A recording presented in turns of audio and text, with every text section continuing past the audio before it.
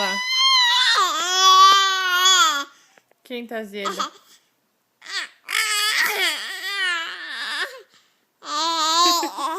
Quem que tá azeda?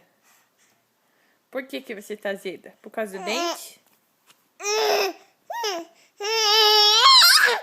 É o dente? Você vai deixar sua mãe surda. Você vai deixar sua mãe com problema de ouvido. Não pode. Tô surda já.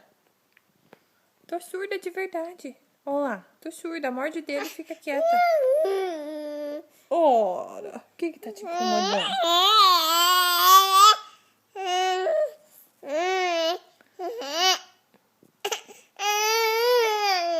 Vai morder o dedo?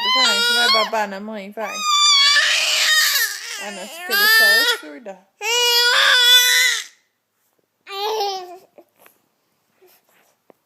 Vi. Para com isso, Vi. Para, olha lá. Olha lá o neném lá, tá azeda que é isso.